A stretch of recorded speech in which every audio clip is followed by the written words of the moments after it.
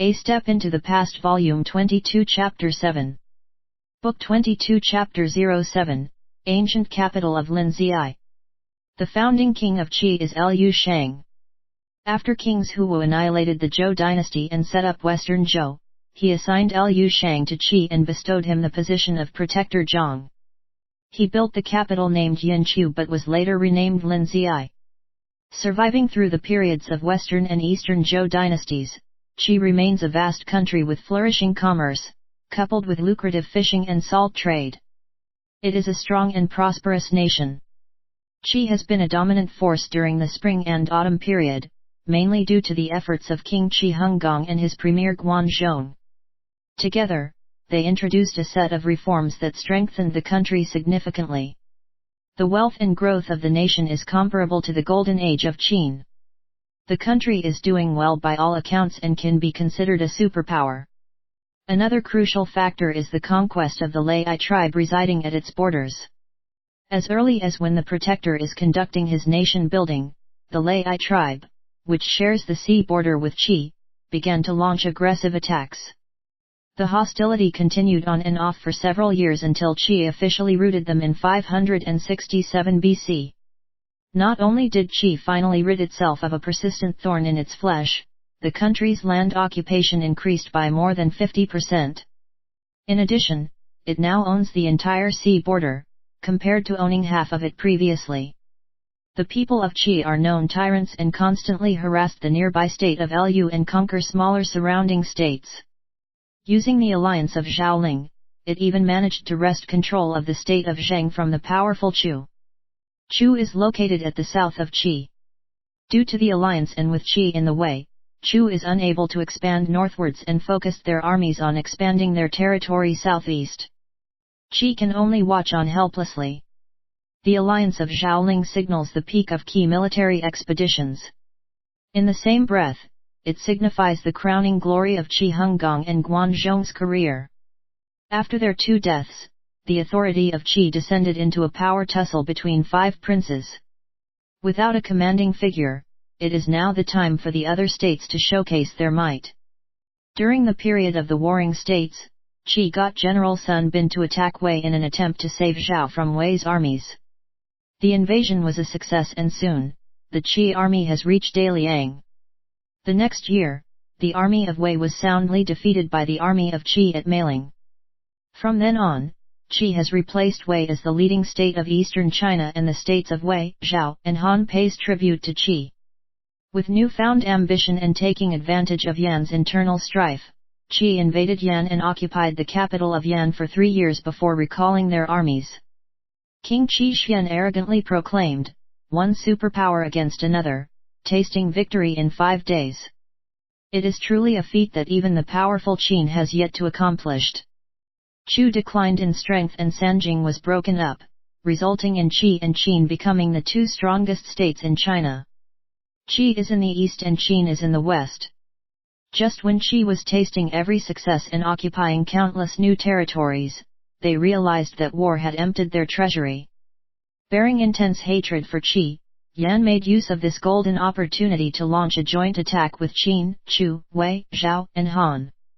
Yan General Yu Yi overran Linzi and repeated the atrocities Qi inflicted in the capital of Yan 30 years ago. Every single piece of valuable, treasure, carriage or weapon is not spared from plundering. If not for Tiandan turning the tide and defeating the army of Yan, Linzi will be burnt to the ground.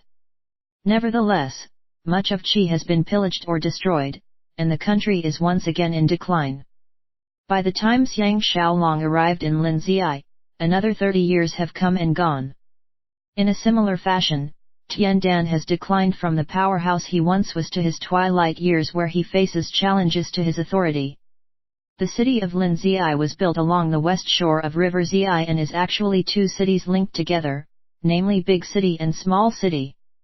The total surface area of the big city and the small city is approximately 60 square miles. Within the city, the buildings are grand and imposing. The Qi Palace is situated at the north of the small city and all major roads are constructed with the palace as a central guideline. The monasteries of Qi and residences of officials are within proximity of the palace. The two sides of the roads are lined with ancient tall trees, but their branches are covered with icicles due to the harsh weather. Although it had suffered the carnages of war, Linzhi has recovered speedily to become a lively civilization. The city is well populated and the economy is thriving. As the fleet of ships docked at the east of the city, all the noteworthy officials and men of importance had gathered around, welcoming the world-famous courtesan Feng Fei. A waiting military band began to conjure a friendly tune as Feng Fei elegantly came ashore with little Pinger supporting her. Her curvaceous figure, graceful walking style and delicate features left the audience awestruck. Following behind Feng Fei are Dong Shuzhen and the 12 courtesans, causing everyone to stare at them without blinking. Xiang Xiaolong had identified Tian Dan among the welcoming party and quickly mingled among the family warriors, making it harder to be identified by Tian Dan's sharp observation skills. In reality, the likelihood of being spotted is not high. As directed by Xiao Yuedan, he is wearing a worker's shirt with a woolen lamb fur jacket on the outside. Below his shirt, he is wearing a cloth belt in order to conceal his muscular waist and at the same time, create a fake potbelly. Standing on the pier, Tian Dan, as well as the rich and powerful residents of Qi, was all dressed either in deer fur coats or fox fur coats. A shirt is worn outside the coat, covering the animal fur, enhancing the exquisiteness of their appearances. Humans are judged firstly by their external looks. By simply downplaying his dressing, Xiang Xiaolong is not as prominent looking as before. Under Xiao Yuedan's skillful hands, his facial complexion has darkened and is easily mistaken for a man 10 years his senior. The effect is so startling that when looking at his own reflection in a bronze mirror, even Xiang Xiaolong cannot believe the difference between his current look and his previously handsome looks.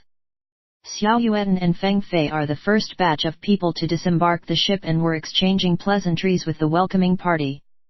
As the sky is still snowing, Feng Fei climbed into her carriage immediately and entered the city under the escort of the Qi soldiers. Xiang Xiaolong dared not ride a horse and sneaked into Xiao Yuedan's carriage, admiring, "You seem to be highly respected in Qi." Xiao Yuedan humbly begged his pardon before commenting, "We are the prepared ones, observing the unprepared ones." I paid extra attention to Tian Dan and except for Feng Fei, he did not bother to look anyone else. AI. Comparing his looks from the last time I saw him, he seemed to have aged a lot. The carriage is moving in a huge convoy, entering the city in an unhurried manner. Xiao Yuedan educated, the big city has 8 city gates. The 2 horizontal roads going from the east to the west are named Great Eastern Way and Great Western Way, while the 2 vertical roads running from the north to the south are named Great Southern Way and Great Northern Way. It is rather easy to remember. Peering out of the carriage window, Xiang Xiaolong thought to himself, like it or not, I am finally here in Linzhi, let's pray I can leave here in one piece. With a strong wind and snow blowing through the city, there are only a handful of pedestrians. The pedestrians are walking briskly and gazed at the convoy with curiosity. Xiao Yuedan suggested, at the intersection of the 4 great ways, there is a district known as a Little Linzhi. It is the most vibrant and dynamic locality, a must-see for all travelers. I will bring you there tonight and join in the festivities. Xiang Xiaolong objected, shouldn't I avoid taking on such a high profile? Xiao Yuedan counseled, the more you try to hide, the more attention you will draw to yourself. Even if you do not provoke the suspicions of outsiders, you will trigger the doubts of Zhang Chuan and his men eventually. Xiang Xiaolong can only agree, as per your guidance. Ever since he learnt that Lu Bue is Zhang Quan's mastermind, Xiao Yuedan is on cloud 9. Currently, he is still basking with joy. Pointing to a gigantic mansion along the journey, he articulated, these are the residences of the wealthy citizens, with multiple courtyards, tiled roofs and whitewashed walls. Compared to the single courtyard houses along the streets for the common folks, it is a world of difference. Xiang Xiaolong took a closer look at his surroundings, discovering that they are now traveling on Great Eastern Way. The road is 7 meters wide, allowing up to 4 carriages to travel side by side. Both sides of the road are lined with shops. There are lanes intersecting the main road where the ordinary locals reside. The lanes made of common materials and are only meant for walking. The network of roads in Linzhi is well organized and the city is littered with high walls and huge mansions. The facade of the buildings are very well maintained, in order to live up to the reputation as the capital of Qi. Xiang Xiaolong abruptly felt that this is a worthwhile trip. Xiao Yuan pointed out, Little Linzhi has the highest concentration of businesses and you can buy whatever your heart desires. The fortune tellers there are well known among all the states. Because of the description well known among all the states, Xiang Xiaolong was reminded of Qixia Sword Saint Cao Quidao. He inquired, where is Qixia College? I am changing from school to college. Xiao Yuan gladly imparted, it is located at the west of the city, beyond Qi Gate. It is an impressive, lofty, and spectacular structure. All the teachers who teaches there are specially titled, Qixia Tutor and the students are termed, Qixia Mates. They numbered a few thousand. Pausing, he continued, I have had the honor of being invited there to lecture on music and healing. Thus, I enjoy the respect equivalent of a marquis. Xiang Xiaolong whispered, I wondered if Zhou Yan has arrived. Xiao Yuan frowned, I am not sure about that. Recalling Shan Rou, Xiang Xiaolong had the inclination to seek her. Xiao Yuan added, being a Qixia tutor is quite a feat. Nevertheless, there are outstanding individuals who are conferred a professorship. They are the only ones who can debate politics besides the Qi court. Zhou Yan is one of them. I can easily inquire about his whereabouts. Xiang Xiaolong inquired, what kind of man is Cao Quidao? His eyes emanating with respect, Xiao Yuan whispered, his prestige in Qi unmatchable and he is the master mentor of the king of Qi. Members of the royal family and officials have to kowtow to him whenever they run into him. He resides alone in a small hut outside Qixia College, leading a simple life. He should be reaching 50 years of age but resembles a 30-year-old man instead. He does not grant audiences easily. Xiang Xiaolong originally wanted to trace Shan Rou's dwellings from him but after hearing these words, he gave up the idea. Xiao Yuan continued, his sword skills have become legendary and due to a lack of challengers, he only participated in a few duels in the recent years. Xiang Xiaolong was curious, did he used to have many challengers? Xiao Yuan responded, whoever defeats him will succeed him as the prestigious Qixia's sword saint and his name will be known to the world. However, his sword shows no mercy and his challengers usually end up dead or seriously injured. As a result, at the present moment, no one dares to challenge him. If he still possesses his 100 battle saber and can reveal his true identity, Xiang Xiaolong would love to pitch his skills against Cao Quidao's sword, desiring to know the level of his accomplishment. He is naturally looking at a friendly competition and not a life and death duel. At this moment, the convoy has entered a VIP guest house along Great Eastern Way. They were assigned to Tingsong Villa, one of the 16 villas used to accommodate visiting dignitaries and distinguished guests. Conscious that it is time for him to get to work, he swiftly scampered off the carriage and with Zhang Chuan by his side, he liaised with the villa manager, allocating the rooms and storage of resources. By the time everything has been taken care of, half a day has gone by. It is now time for Feng Fei to enter the palace for a dinner banquet. Tian Dan personally came to escort Feng Fei and Xiao Yuan was Feng Fei's dining companion. Xiang Xiaolong intentionally came out to supervise matters, opening facing Tian Dan as well as his two bodyguards, the brothers, Lu Zongxia and Lu Zongxi. None of them were interested in this lowly servant. After sending Feng Fei off, Xiang Xiaolong is exhilarated. If even someone as sharp as Tian Dan has failed to see through his disguise, he is confident he can fool the rest of the crowd.